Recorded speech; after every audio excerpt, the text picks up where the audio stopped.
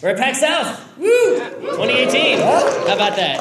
We can talk about game balance. I'm sure, I guess people care about this because the room is full, kind of. All right, sure. Anyway, game balance. I'm sure that everyone has seen threads like this around the internet. These threads go back to the dawn of time. Right, this one I got a screenshot of is from 2014, but I've been seeing these from counter-strike.net from like 2000. Right? They've been wanting to ban that AWP, and guess what? It's 2018, still got an AWP, right? Here's some more threads. This is a more recent one. I like how that's the official one. Well, I mean, there were just so many that they had to combine and be like, this is the one. Get it all out. Because it was literally the whole forum. There's like 100 threads, right? You know, but I mean, everyone here's seen threads like this, right? For whatever game it is that you're playing, right? Here's some more. This one is a really interesting one. This is from the subreddit called From For Honor. I don't know if anyone knows what that game is. I think they do. The screen is actually high enough resolution you can read it. At MagFest, you couldn't read this. Sorry, the text is small. But basically what they're saying is, all the complaining about balance, please remember, this is a new genre entirely. I never played For Honor. I just assume, all right, sure, it's a new genre, whatever. Street Fighter is still getting balanced. Street Fighter that's 25 or 30 years old or whatever, still getting balanced. And I guess that's true. Yeah. Right? Street Fighter is really old and still unbalanced. Okay, so I got to get rid of these threads. Every time I see these threads on every different game, everywhere, I feel the same thing. I just got to write a reply, but I want to put the same reply in all these different forums. Because I got the same things to say to all these different people, even though their specifics of the different games are different, right? The general idea of what the deal is with how come these games are balanced is the same. So here's what we're going to do. We're going to make a YouTube video today. Right, we're going to put this on YouTube like next week, and what I want everyone else to do is whenever you see the thread for whatever game it is that you're playing, some game I never heard of, post the link to this video as the reply, and we're going to get rid of these threads, at least 10% of them. Now, unless they may disagree with us at the end of this hour. They may, in which case, all right. Well, in which case, they're going to be posting their reply in our comments thread. Go ahead. I don't care. I don't read those. All right, so yeah, this is going to be on YouTube. Put this link to this video as a reply. And people watching on YouTube, you're out there right now. This is my camera, right? You're watching this now. Post this in your threads. Okay, here we go. Talking about balance. What are we balancing exactly? And this is not an easy question. We wouldn't put a slide up about it if this was like, oh, we're balancing the game, obviously. Yeah, what about the game are we balancing? Games are big. They got a lot of things going on. Are we balancing the audio levels here? Right? You know, stuff. All right, so you could try to balance for player satisfaction, right? That seems like a good idea. You want your players to be satisfied with their game, right? You don't want them being upset and being like, grumbly, making threads. If they're satisfied, they won't make threads, right? So should we be balancing for that? And while it's true that the people making those threads are unsatisfied, they're unsatisfied about something very specific. All right. Are we balancing? No. We're balancing for competition. Meaning, we're talking about competitive games. Right. Well, games where someone is going to win. There are players playing against other human beings, and someone's coming out on top. That is the balance. Ooh, my microphone is good. It's weird. That is the balance we're trying to achieve, right? So that the competition is fair. Nobody feels like they lost because the game was unbalanced or something was unfair. They lost because the best player won. Right? Now, isn't it funny how no one ever feels like they won because the game is unbalanced? That's true. Anyway, all right. First thing you got to know, fun is the enemy. Now, this isn't always true, right? Balance is an objective thing. We can, if we had enough math, determine this game is definitely balanced. But fun is subjective. Some people like a balanced game, some people don't. But for the most part, people actually do not like balanced games. Balanced games are typically very unfun and very boring. Right? Exciting games have lots of unbalanced things in them. Right? I mean, think about the board games you play where crazy stuff happens and someone loses in some weird moment at the end. Or Munchkin, games like that. People have a lot of fun playing those games. Yeah, not balanced, but very fun. So usually, for the most part, fun is the opposite of balance. Also, spectators are the enemy. Right? Any game that is really good to watch, really exciting, like you're watching it and you're having so much fun, are games with lots of swings, ups and downs, taking the lead, losing the lead, right? Big blowouts occasionally. Yeah, that's exciting. Games that are balanced and fair are really kind of boring, usually, for most people. Some people can watch, say, the New England Patriots just march down the field slowly and find that exciting, and other people can't. Most people can't. But if you got a game, and esports are obviously a big thing relatively recently, and the game game is designed to make money by being a spectator sport, you're not necessarily going to balance that game to be a fair competition. You're going to balance the game to make sure you make the most money by getting other people to watch the game. Those are two very different things. So if you are balancing a game or playing a game and complaining that it's not balanced, right, think about these things, because you might have to sacrifice fun and spectator enjoyment to achieve competitive balance, and there's really no way around that. Yep. Right? Unless people decide that they like boring things for some reason. Okay. I mean, take the example of a modern gladiatorial arena. Right? You know, I'm just going to let that go. All right. So there's a recent study that measured all the different sports in the world, and I know people here probably aren't caring about sports. Like, why? There have been so many sports references already. Yep. Get ready for more. Sports are games, and they're great examples because sports are very old games and are very popular and have evolved over a long period of time. So games in general, video games, board games, everything else, can learn a lot of lessons from pro sports and non-pro sports. But this doesn't look like a real thing, but this is actually a study that showed, luck on the left, skill on the right. Hockey has the most luck. Basketball has the least luck of the pro sports in the United States, right? And that's how much skill goes into it, right? But the idea is that games that are either less balanced or have less skill input, because this is looking mostly at how much your skill input into the game affects your probability of winning the game. Games that have less skill input, spectators often still think the games are high skill, even though they're objectively, measurably not.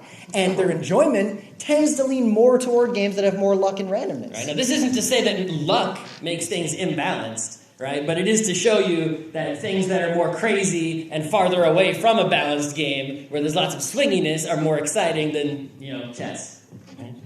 Okay, so we also got to address, we're only talking about multiplayer here, right? We're not talking about single-player games, right? Who cares if you balance a single-player game or not, right? It's only care about balancing multiplayer games, because if a multiplayer game is imbalanced, then there's an actual human being who feels that they have been wronged somehow. Like, oh, that wasn't fair to me, right? So I think Tycho, the person who sort of runs this convention or owns it in some way, right, put this best when talking about cheating in Diablo.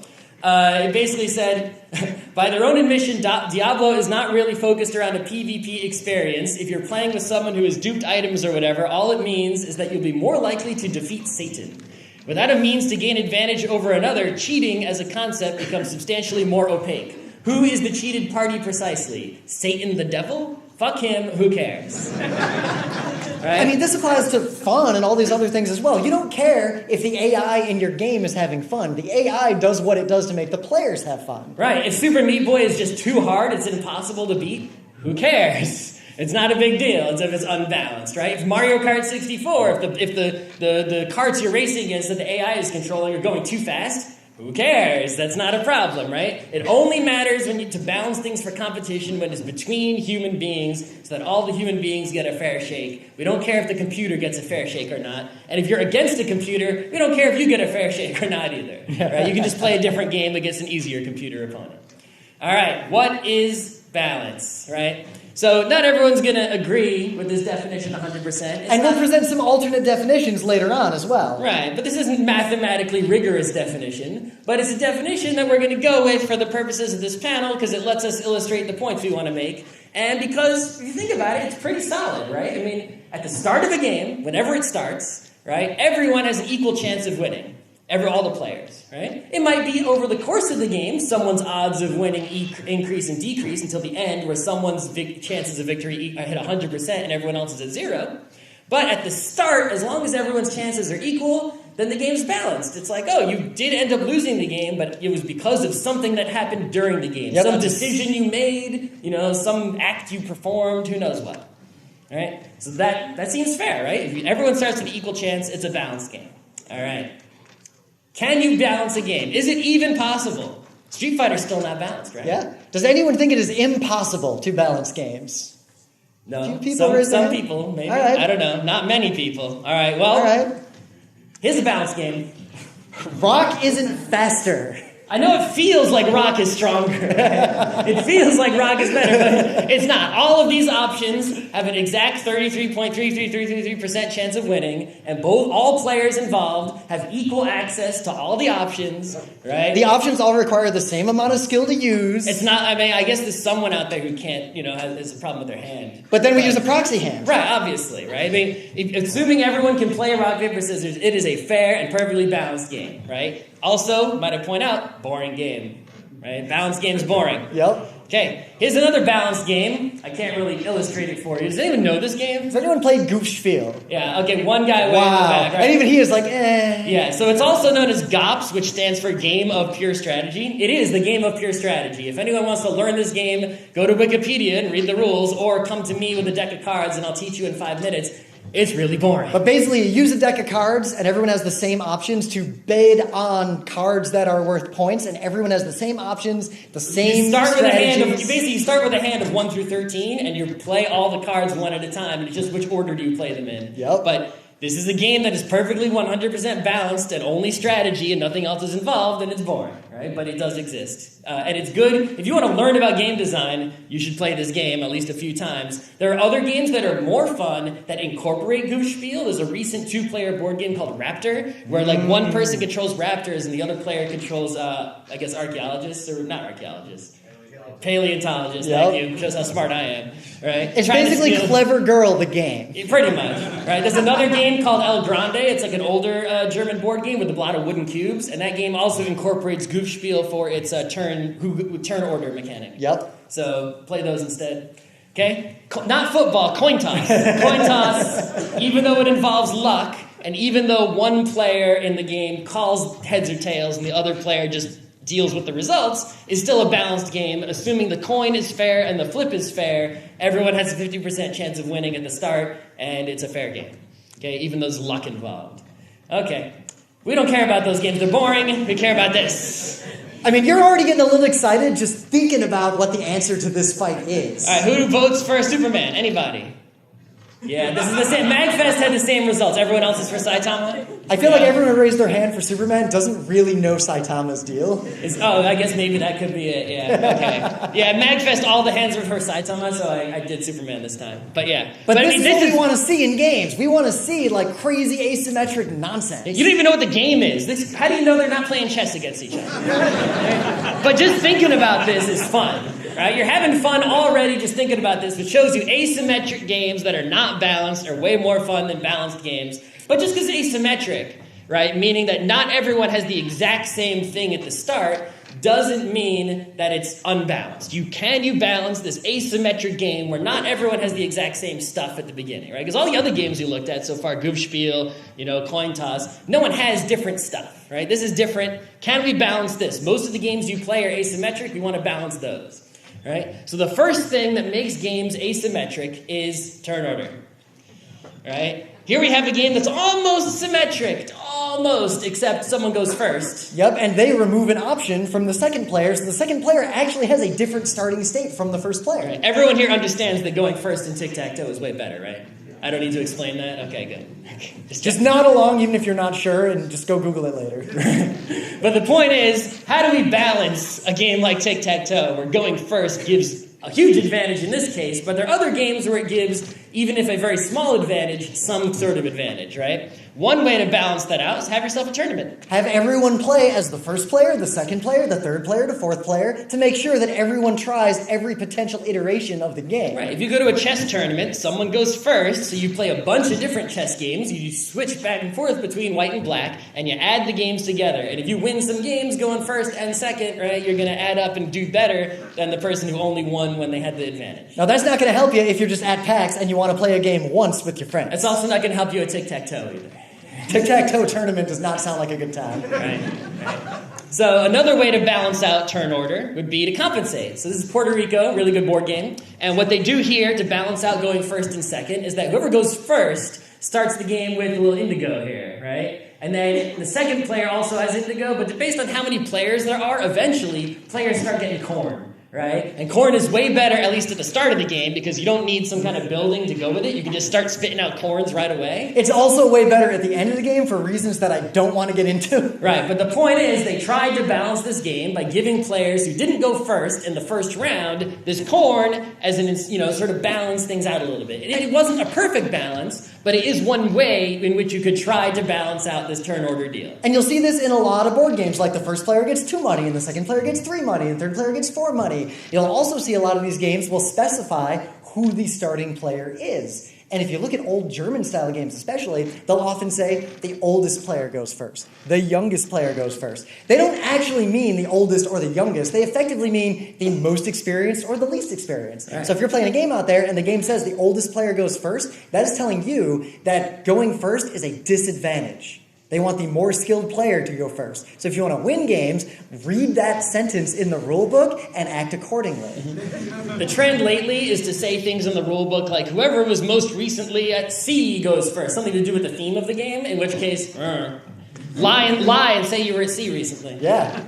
Or go jump in the sea and come back. Okay, another great way to balance out turn order is to change the turn order as the game goes on. This is Kalis. And this is a little blurry part here. But as the game goes on, every turn, you switch up the turn order, right? Power Grid also does this. Yeah. Agricola and a lot of other games will let you do an action to become the first player. Like you want to be the first player at the right time, stuff like that. So now you can see where this gets really complicated because most games go clockwise or counterclockwise if it's Steve Jackson, but usually clockwise. But they do that as a convenience so it's easy to track around the table. But if you're sitting to the left of a particular player who's playing a particular way, that will actually affect you and make the game possibly less balanced. So games that are more worried about having a balanced game will have the turn order be entirely independent of where you are physically sitting. But that's kind of a pain in the ass and makes the game more complicated to track. All right, so we just spent like 4 or 5 slides just balancing turn order and not balancing any of the other stuff involved in games, right? So how the hell are we going to balance something like this?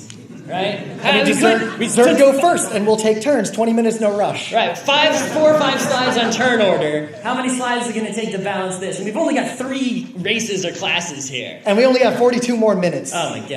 Right? But yeah, this is the thing that most people are trying to balance, right? We want to have fun. We want to see who's, mix and match. You don't always want to have it be Terran and Terran. That's boring as hell. We want to mix it up. Everyone's got different stuff, and we see who comes out on top. Right? How do you balance this? Well, one way to not necessarily balance it, but make sure that all the options are good, is this thing called the Pareto frontier. Now, Pareto efficiency. Now, we're not going to get into the math. And I'd like to say, we don't want to put you to sleep. Yeah, I'd like to say it. I don't want to, we don't have time, but really we don't know it that well. But the idea is that you can map attributes of things, like actions you could take in a game or characters you could take, and you can see, like, strength and speed, the example we've got right there.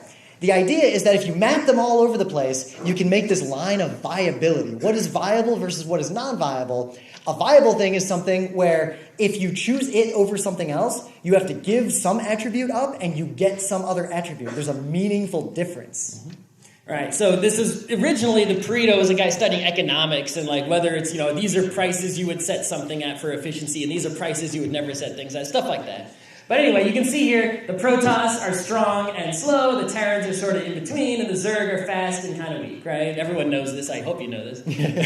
Right? So obviously, all of these 3 are good choices, right? I mean, it might be that speed is better than strength, in which case the Zerg might be more powerful overall in terms of which one you would choose. It's not balanced, but they're all worthwhile choices, right? But that is a very important point. Pareto efficiency does not mean that the game is balanced. It just means that every option in the game has a viable reason for it to be chosen. Right, so obviously in order for the game to be balanced, all the options first need to be viable, right? So let's try to add another race to StarCraft. We're going to add the Spathi. I don't know if anyone knows who the Spathi are. Right? The Spathi are down here. Now the thing is, the Spathi are below the frontier. Now, if you only consider the Terrans and the Protoss, the Spathi might be a worthwhile choice. They're faster than the Terrans, even though they're weaker. But look, the Zerg are faster and stronger than the Spathi. As long as Zerg exists, there is no reason to ever choose Spathi. Why are they even in the game? If you pick them, you're probably just going to lose, especially if someone chooses Zerg. Yep, they're just worse. If you pick Dan Hibiki in Street Fighter, you can just pick someone else and be better and lose nothing. Right.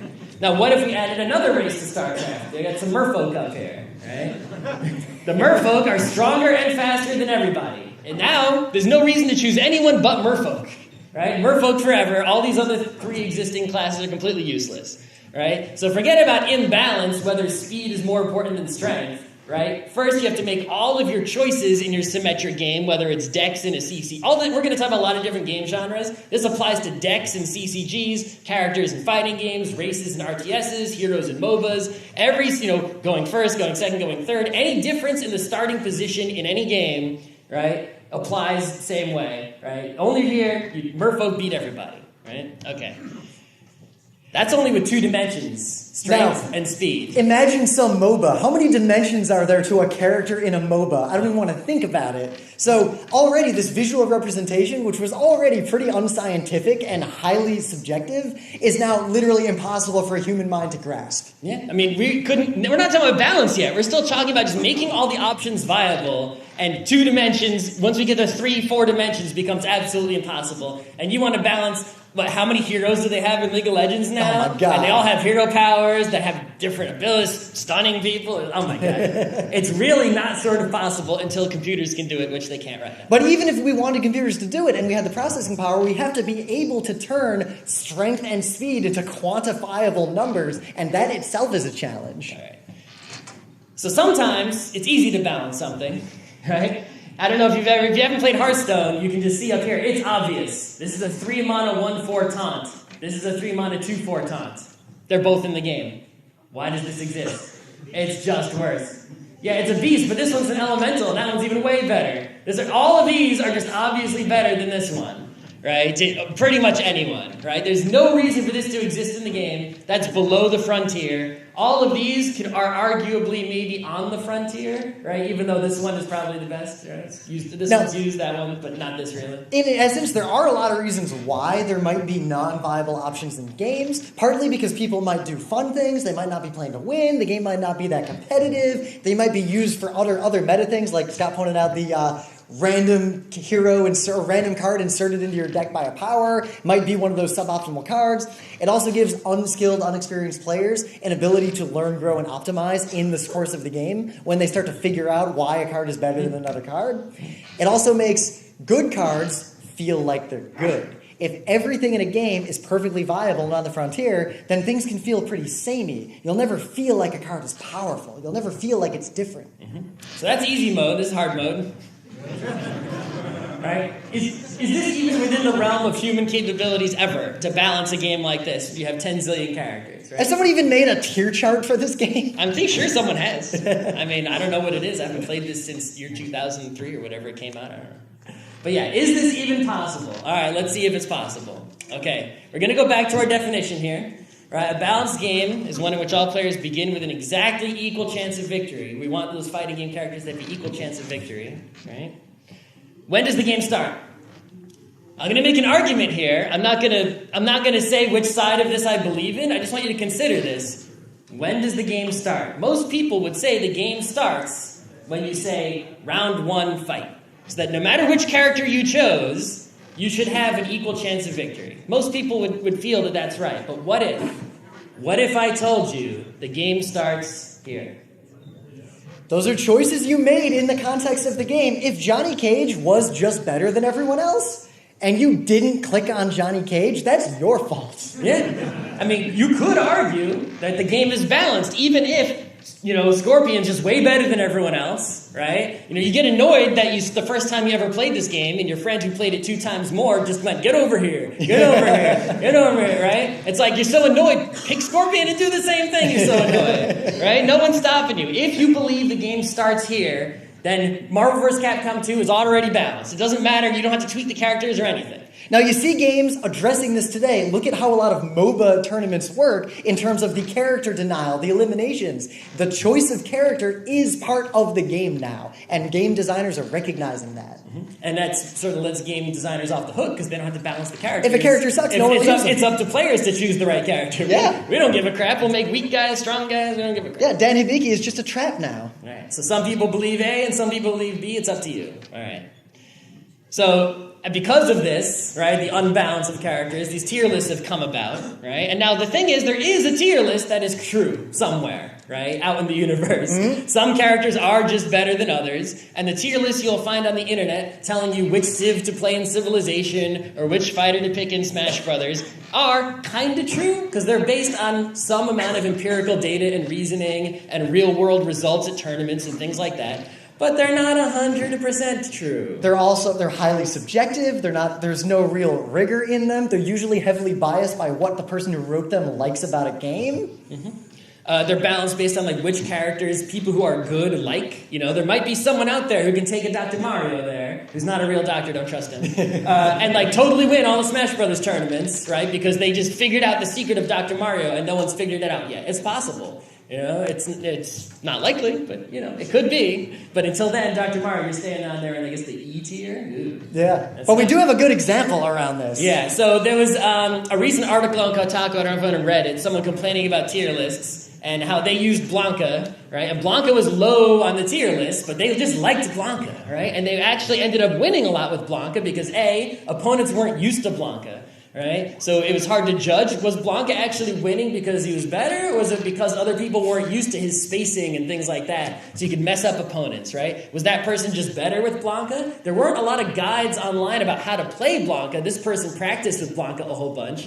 right? And was able to extract more power from Blanca that other people just hadn't tried because he was too weird and annoying to mess with. So think of it this way. The tier lists that exist, even if they seem accurate or they're based on like win rates in actual play, they're a feedback loop of the existing meta and the existing play. So if there is a bias in that initial loop, it's just going to keep reinforcing itself, and everybody's playing Fox in the end. Yeah.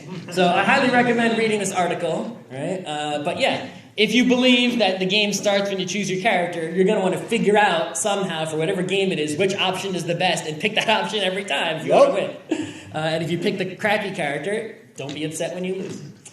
Okay, so here's another thing we got to worry about. Not just balancing the overall power and strength of the different characters and choices, but also how hard they are to play. Yeah, if you choose Ryu, he's pretty straightforward. Yeah, people these days know how to do a Hadouken. I can't do a Shoryuken still. It doesn't always work. I get like a 60% rate of getting the Shoryuken off. Yeah, anyway. But some people, right, like to play Valdo. Like no one chooses Valdo. You did choose Valdo. No, Valdo chose me. I just ended up being freakishly good at Valdo, even though I'm not good at any other fighting game, because Valdo's hard to use and weird, and you don't see him that often. I don't know what the current meta is. But I think you like being the guy who plays Valdo. That may be true. That's definitely... Don't do that. That's scary. But because Valdo is so much harder to use, Valdo had a lot of powers that if you pulled them off and you used him correctly, he was actually, in a way, kind of cheap, especially as people who weren't used to him. So in essence, by leveling up my own skill and playing a more difficult character, I ended up having something that was unfair only in that context. All right, so yeah, when you're making a game, you want to balance this out, this power versus difficulty thing. I made a little chart here. Oh, it was such a great chart. The characters that are more powerful, right, the ones that have more strength, more speed, more whatever it is in your game, should be harder to play. Right? If you've got a character that's really, really hard to play, like the controls are all weird, or the strategy for playing this magic deck is really complicated, right? Then that deck should be really strong and should win a lot of games. And if you've got one that's really easy, like, oh, I push one button and a fireball comes out, that should be a weak fireball. It should do like 2 damage, right? You know. So down here, we've got the useless land. Right? This is where the characters that are too hard to use live, right? It's like, oh, this guy's so hard to use, but he's not strong enough, right? Why would you ever pick that character? You could pick someone who is just as hard and stronger. And over here, we've got the cheap land, right? You know, people always complain, oh, that's cheap, that's cheap. This is what they mean. They mean it's something really easy to do, like, get over here, get over here. Right? Well, in Mortal Kombat, it was more the duck in the corner leg sweeping and never do anything That's also a good one. I just sweeped the leg at MagFest a few times. It was great against people who don't know what they're doing. Yeah. But yeah, it's something really easy to do, and it might not be the most powerful, but it's way too powerful considering how easy it is. You literally hold the stick and push one button over and over again. Should not be that strong, right? Now, the problem here is you want a balance for this, right? It feels right. Like, harder things should be stronger and weaker things should be weaker. But if you have a competition with pro players, Difficulty doesn't matter anymore. There is a skill ceiling to all games. It is the maximum skill input you can use. So if you really want to balance a game, like fully balance it, you have to look at what a TASBot would do. What is a tool assisted? What is the best possible conceivable player in the universe would do with a character if they had frame perfect input at all points from start to finish of a game, and assume that everyone is that skilled. Right. If you have pro players, people who are doing nothing with their time except playing video games, practicing and trying to win at this game because it's worth it for them to do this, they don't care how easy or hard the character is to use. They're going to find the most powerful character, regardless of difficulty. If it's a really hard character, fine, they'll master it. Right? If it's a really easy character, even all the better. It takes less time to master it. Right? They will not care. So you cannot have it both ways. You can't have the cake and eat it too. You either need to have easy characters that are useless and not strong enough to be competitively viable so that new players can play your game easily, or you can have all the characters be equally strong up at the top and sort of equally difficult, right? Yep. You can't have it both ways. So if your game is completely balanced and you're not balancing for difficulty, okay, sure, the pros are going to love this game. And if you make the game balanced, where these entry-level new players can have these easy characters, those easy characters will not be competitively viable, and there won't be any reason to choose them. There'll be like 5 characters that are on tier 1, and that's it. And to see how crazy this gets, in Overwatch, Torbjorn, the turret guy, turrets work differently in the console version of Overwatch compared to the PC version. PC version with mouse and keyboard has more opportunities for player skill input, and it turns out that turret, which is generally not competitively viable among skilled players, was way too powerful with the lower skill cap of the inputs on the console. So they actually had to change the way this character worked because of the skill ceiling. All right. So most game developers out there, when they're trying to figure out, we already saw how impossible it is to balance things beforehand, right? There's just too many factors. You get a hypercube going on, right? Yep. Most game developers try to look at statistics after they make the game to see if it's balanced. Do all these characters have 50% win rates? That means they're balanced. Yep. 50% win rate. This is great. Right? All these characters, no matter who they choose, they always win half the time. Therefore, none of them are too strong or too weak. 55% win rate? That's only a little bit. That's okay. Yeah. That's fine, right? This is okay, all right? Because obviously, if something was imbalanced, you would be seeing characters or races or whatever with like 100% win rates or 90% win rates, at least when it wasn't a mirror match, right? But it's not perfect, right? 50-50 is not balance. This is balance. Balance is when the best player wins all the time, 100% win rate, right? Regardless of who they're playing against. Tennis works this way too. Notice how the same small set of people win year after year after year. As long as they're not injured. Yep. Nadal. Right? People actually got a sports joke for once. Whoa. At PAX. Right? But yeah, a balanced game is where the things that happen during the game are what determine who wins and loses, not the things that happen before the game, right? Which means the best player will win no matter what race they choose, no matter what character they play, no matter what deck of cards they have, right? The best player should win 100% of the time against weaker opponents. That's a balanced game, and that's not what game developers are looking for. Right? First of all, how do you even know who's the Michael Jordan of whatever your esport is or your board game is? Right? You have to figure that out first before you can see if they have a 100% win rate. Right? So that's the first thing. Right? So now here's the second thing. Is this balanced? If everyone in this room, if we decided to go out and have a foot race, and I don't think many of you would be into this, but we could do it, we all have the same chance of winning, right? Right? Like we do. So we're following the same rules. Unless I cheat. So I got to ask you the same question I asked before, right? Which is, when does the game start? Does the game start when the gun goes off? Or does the game start here? Right? And this doesn't just apply to sports. I mean, I spent my entire life, from the moment I was old enough to hold a controller, playing video games. So I'm just a lot better at video games than someone who didn't have that experience growing up. Mm-hmm. I start at a higher skill level, and that's that. All right, so there's this imbalance of DNA. So we talk about when the game started. Did the game start even before you were born? When the DNA came into your body? Right? There are certain things, like DNA as one example, we're going to get to more examples, that you can't unbalance just within your context of your game. You can't put stuff into Overwatch to help people who, say, have worse hand-eye coordination because they're old, like me. Oh, he's got the Hanzo gene.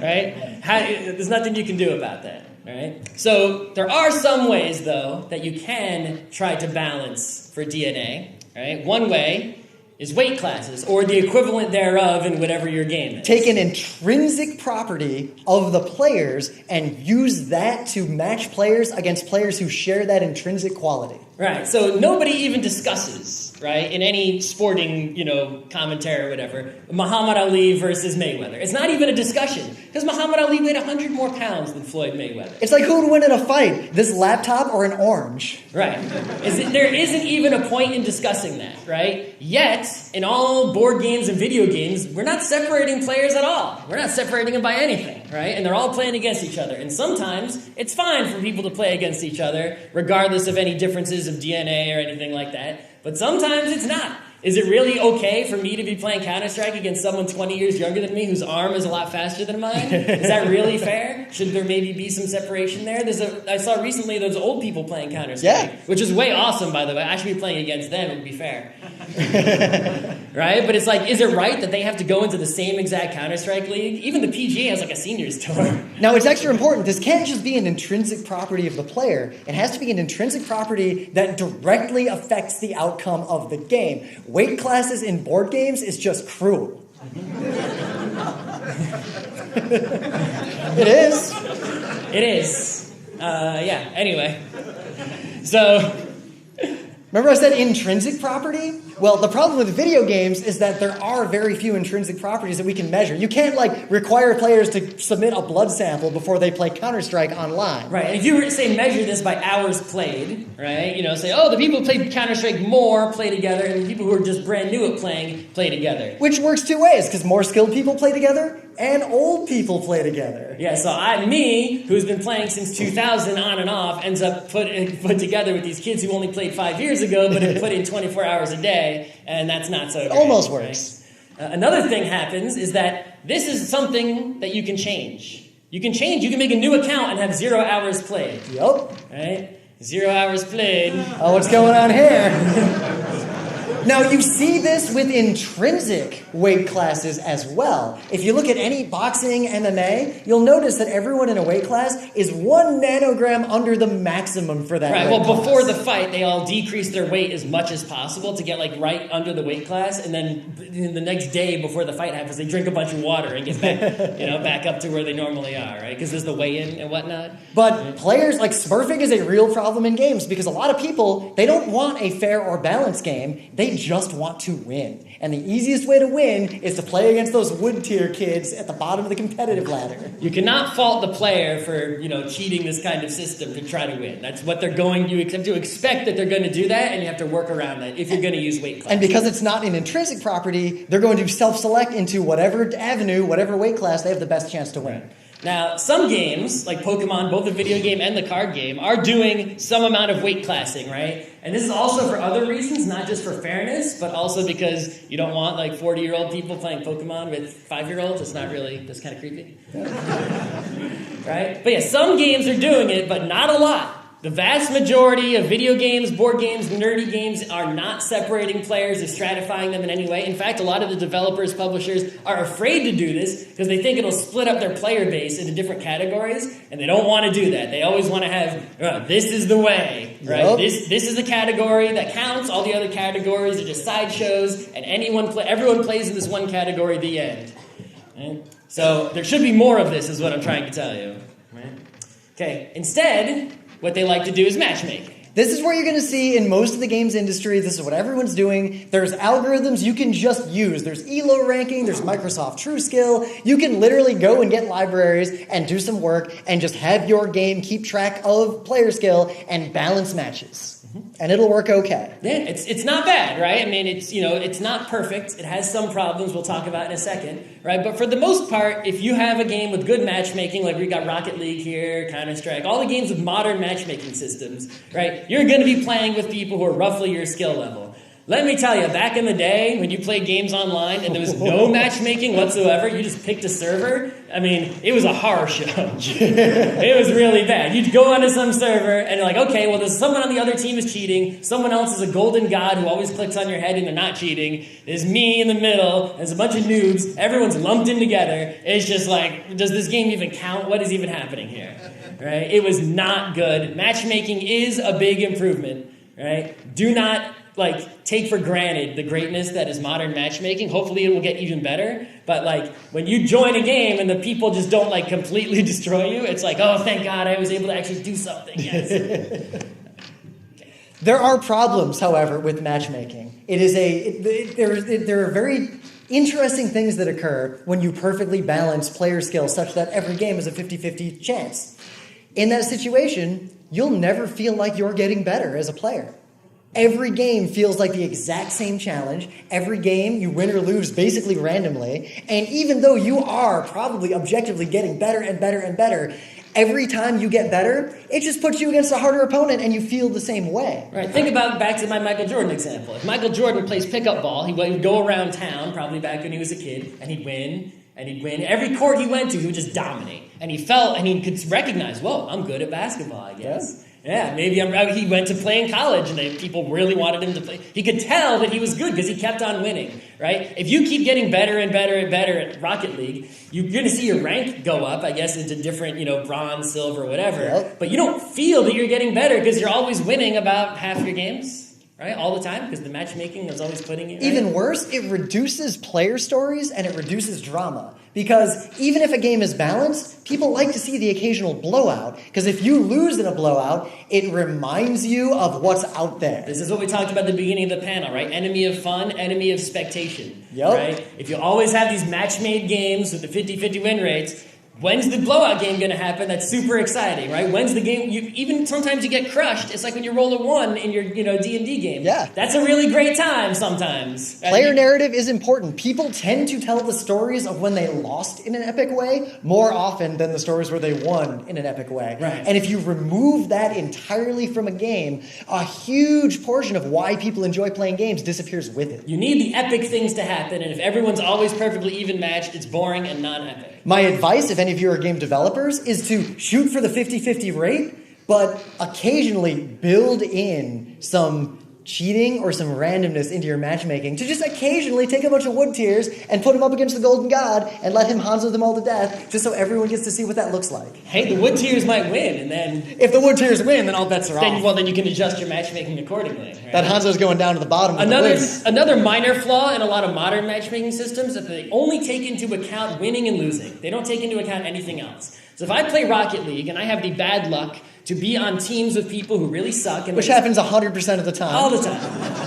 And I score 10 goals a game, but our team keeps losing because someone on the other team scores 11 goals a game. Those two players on the other team who didn't do anything except watch 11 goals get scored, their rank is going to go up.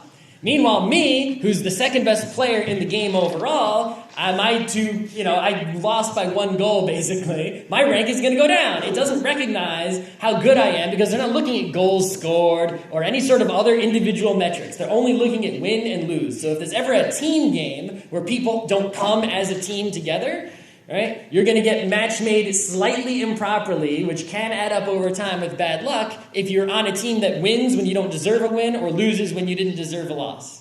Right? There's a lot, you can see this in pro sports also. Lots of really, really great players, on teams that just don't win. In fact, you see it pretty commonly because the way drafts work, the best prospects tend to go to the worst teams. Mm-hmm. So those worst teams don't suddenly start winning usually. Right, and there's a lot of players out there who have championships, tons and tons of rings because they happen to be on Michael Jordan's team, worn him to the bench. Yeah. Right, so that's that. Okay, so back to our little what is balance definition here, just to remind you all, right? Equal chance of victory when the game starts. But really, what we're really doing here is that thing we also mentioned. The real goal of balance is to ensure, and this is a definition from one way to rank players, one matchmaking system, ELO rankings. ELO was used originally in chess. It really only works for single-player games. Two-player games. Yeah, two-player games, or games where you can rank an individual person or a team as a unit. It doesn't work with ad hoc teams. No. But the idea is that every player gets ranked. Every player has a ranking, and if you look at two players who are about to play a game, you can look at their two ranks and predict the percentage chance that either player will win. And it is shockingly accurate. Mm-hmm. So if your ELO ranking is higher than someone else's after enough games that the ranking becomes accurate, and we say, well, the person with the higher ranking should win, and they do all the time, that means the game is balanced. The better players keep winning. Yep. Right? Ratings between the two players predict the outcome, right? We've measured who's the best, and whoever's the best always wins. There's no weird chances for the weak players to somehow come behind, right? That means the game is nice and competitively balanced. There isn't some crazy luck factor unbalancing the game. There isn't some choosing of characters that makes one person win or lose. Right? The better players win, the worse players lose. Your skill is what determines victory. It's a balanced, competitive game. Two nice things about this is that by ranking the players, you can ignore game imbalances themselves. Whatever's wrong with the game, the skilled players have figured that out and are playing accordingly. So you sort of wash that out and just focus on balancing the players. But the other piece of it is that generally skill distributions tend to follow normal distributions. You know that bell curve that you see everywhere? So as a result, the 50-50 thing happens everywhere, meaning every match will be a 50-50 chance, and then the extremes will be 100% chances. All right. So handicaps, right? These are one way of handling those ratings to make sure everything's nice and balanced. So handicaps are not used in, does anyone know a video game or a competitive board game that has handicaps in it? There's not too many. Someone knows one out there, right? I don't know a lot of them. But, they're best used in games where you're not directly competing against someone else, right? Golf, bowling. Right. These are games where you're competing against yourself. You're trying to get better at golf, get better at bowling, right? It's not like, okay, I play golf next to Rim, or I bowl next to Rim, but it's not like I'm bowling directly against him, right? But what handicaps do, they change what the competition is. So I'm competing against myself, and Scott's competing against himself. Say I'm really bad at golf, which I am. I'm terrible at golf. So I have a huge handicap, and Scott has no handicap because he's apparently Tiger Woods. He's no, great. I'm not. But it means that if I do better than I expected based on my own experience, and Scott does worse than he normally does, I win the match. We've changed the match to be who performed better than their baseline as opposed to who was better at golf. Right. If I play basketball against Michael Jordan in one-on-one, it's kind of pointless, right? But that's a directly competitive game. We're seeing who is better at basketball, right? If I play golf against Tiger Woods, it's not about who's better at golf. We know who's better at golf, right? It's about he's gotten worse at golf because he's old and got injured, and I got better because I actually practiced and played golf for the first time in my whole life. Right? Somehow I've improved, therefore I beat my handicap. He gave me 100 strokes or whatever. That's what I'm going to need. Right? I was able to come back. Right? The nuance here with these handicaps is that it allows two players of very disparate skill to play a game together and have a meaningful experience and a meaningful competition, even though in reality they are so vastly different in skill that couldn't otherwise occur. Right, you can get rid of matchmaking if you got these handicaps involved, right? Because it's a game where you play against yourself. It's like, it doesn't matter what the player's individual skill levels are. They can play together and have a good time without anyone getting upset. It'll be balanced and everyone will have fun. All right? So yeah, the problem with handicaps is when they go too far, you get a little Harrison Bergeron situation. Does anyone know what Harrison Bergeron is? No? Like somebody. Okay. You should go read that science fiction story. It's a very story. short science fiction story. You should read Harrison Bergeron so you know what's up. But basically it's a sci-fi world where they try to balance all people.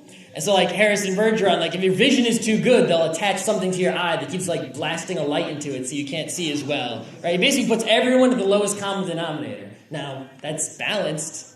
But it makes for a really horrible and awful world. What it ends up doing, if you look at it mechanically from a game perspective, it removes skill input as a determiner of victory. So the game is literally a 50-50 shot. It literally turns every game you play into a coin flip because no matter how much better you get at a game, there is no possible way for you being better to affect the outcome of the game. So the lesson of Harrison Bergeron is that if you're going to balance people somehow, right, with handicaps, you don't want to balance people down. You don't want to play against Tiger Woods at golf by giving him a ball and chain on his leg or his arm or something like that, right? I would watch that. That would be a good spectator sport. Sure, you could do that. But what you want to do is you want to lift the weak players up just numerically. Give them extra score, extra points in bowling, something like that, so that it becomes an even game, right? You don't want to give them like a turbo rocket arm either, right, to throw the ball faster. But just think that handicaps really only work in games that are effectively you against yourself as opposed to you directly interacting with another player. And nerdy games don't use them and they should.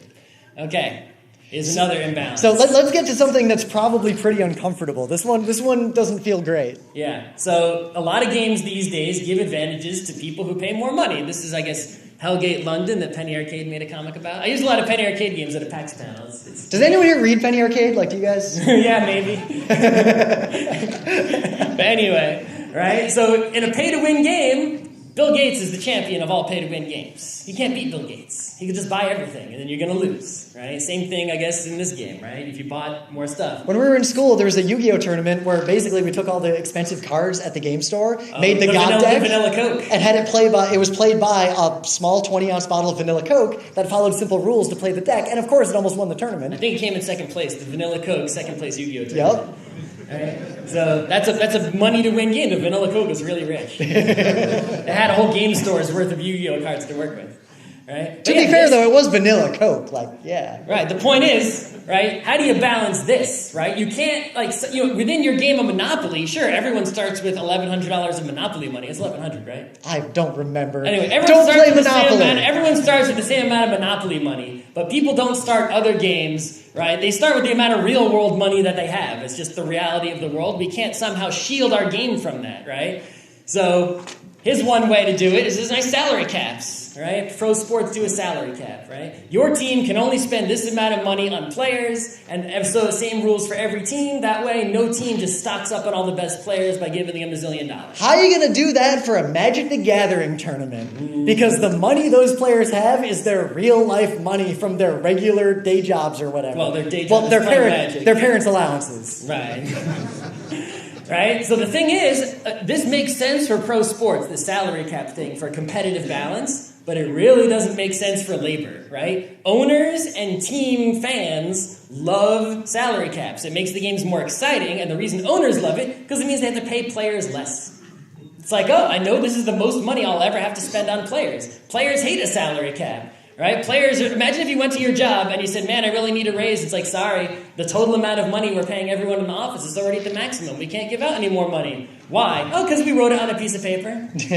We got more money, but, that's for us billionaire owners, not you millionaire players. Well, we agreed with our competitor that this is what we'd pay our employees. Right. So the baseball is one of the only pro sports still left that doesn't have a salary cap because the baseball union is very, very, very strong, and the other unions are not as strong. So when you think about balancing, right, in this respect, sort of remember this other labor aspect that's going on, and maybe you won't be so in favor of salary caps, even though they might help your team that isn't the stupid piece of shit Yankees. Okay. Can you tell we're from Queens? Yeah. Okay. So here's another problem with money. How many of you grew up with a horse? Well, this is Texas. Maybe there's horse people, yeah. Still not that many. There weren't any horse people in MagFest. Does anyone have a horse that's capable of playing polo?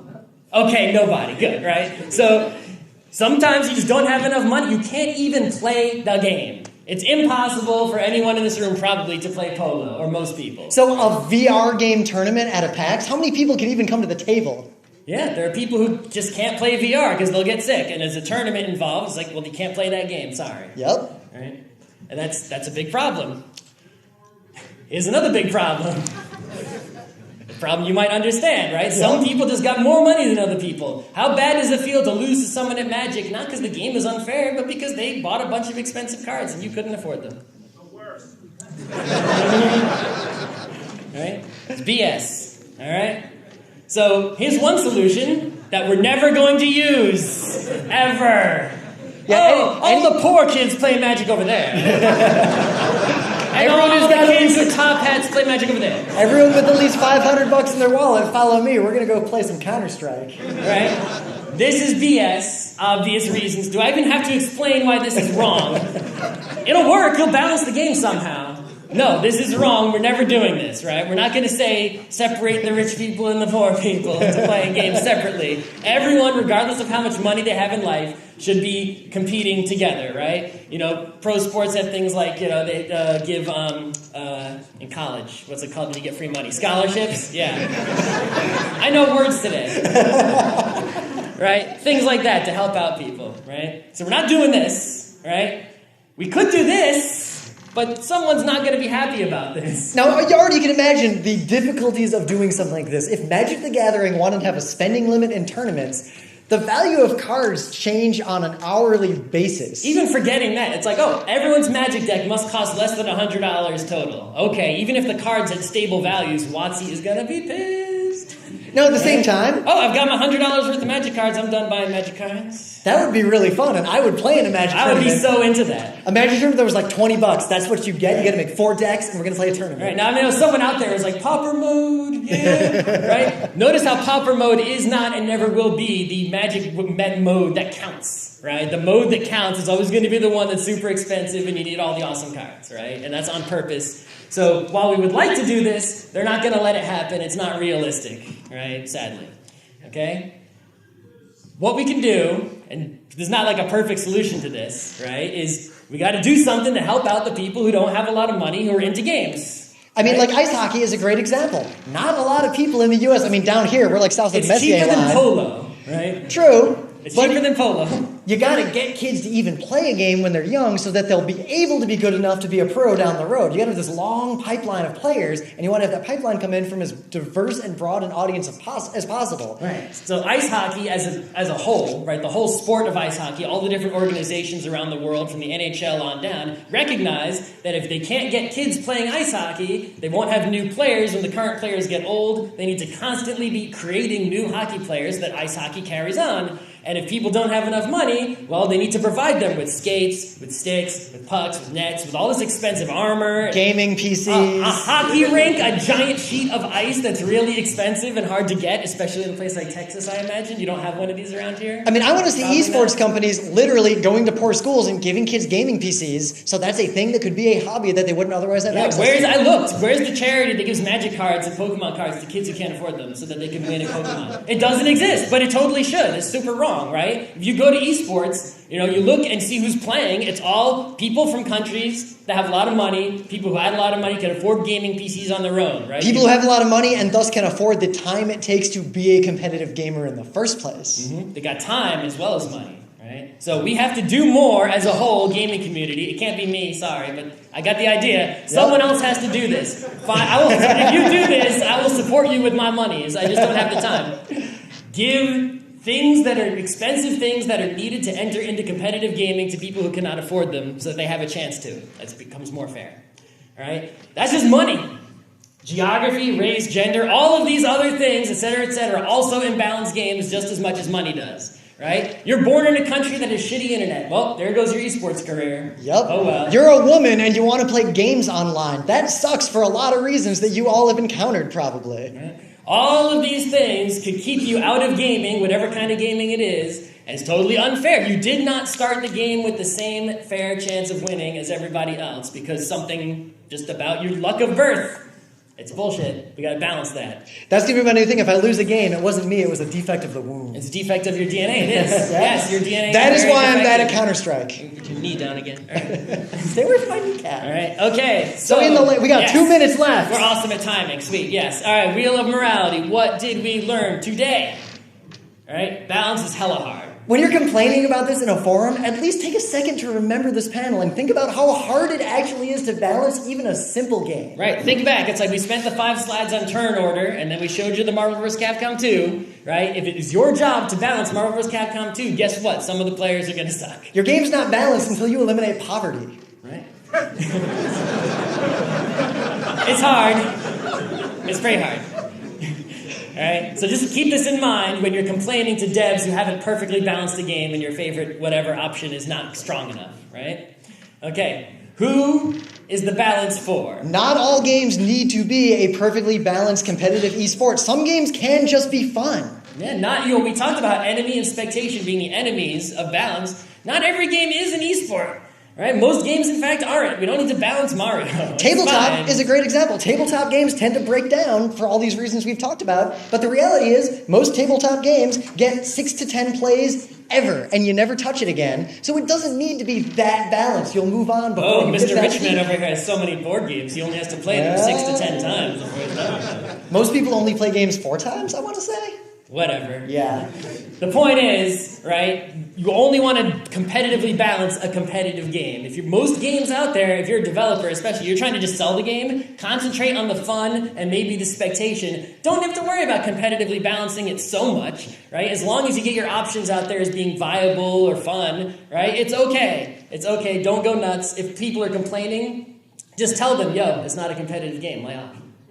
Right? Okay, developers. Although we recognize it is so hard to balance a game, Microsoft True Skill exists. Just use it. Right. There are things you can do to better balance your game, right? If it is a competitive game, you can do better than this, right? How come players can recognize something is wrong with the game, and then it takes you 5 months to put out a nerf patch or something, right? Get on top of it, right? Not only get on top of it, but also be more open with the players.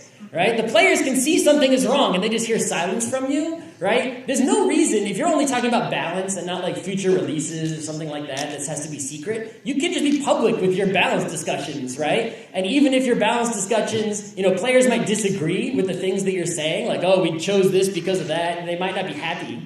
Right? At least they'll see that you're working on it. They'll see the effort and the difficulties that are going on, right? They won't be able to complain as much if you're telling them, yeah, we decided to do this, or we didn't put the patch up for that. If you don't make a change, show them the data saying, yeah, actually, Diva is way overpowered, not underpowered, and here's the data, and you're just wrong, we're sorry. Right. And keeping all the other things you mentioned in mind, right? Are you going to balance for the difficulty, or are you going to balance for competition? Right? Are you going to make your game more fun, recognizing that it's going to make it less balanced and just accept that fact? Or are you going to, and like if you choose, okay, this character is going to be the easy, weak ones, it's like you got to let people know. Be like, yeah, you were complaining that character is weak. We made them weak on purpose. All right?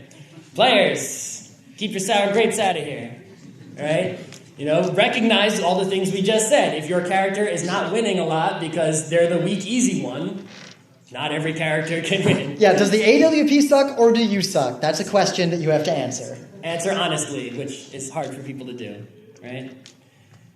Forget what you put this in here. The last piece, and we're done here. If you feel like a game is unbalanced and you're mad about it, the reality is your feelings are legitimate. There is something wrong with the game that's making you unhappy. You're also not a game design expert, and you're probably wrong about why. So say you're unhappy, but don't try to tell game devs what to do because you probably don't know.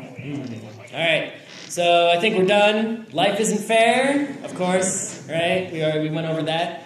All right. Games can be more fair. A game is a separate world from the real world. We can do more to insulate it from the imbalances of the real world and the imbalances of its own world so that we can experience fairness when the world is full of unfairness. And we're out of time, almost 1 minute over. We suck. We usually don't go a minute over. We should have handicapped ourselves a little bit. We should have handicapped ourselves minus 1 minute. Anyway, have no fear of perfection. You'll never reach it. Enjoy the rest of your PAX. We're done. Hooray. That's We can it. play games all day tomorrow.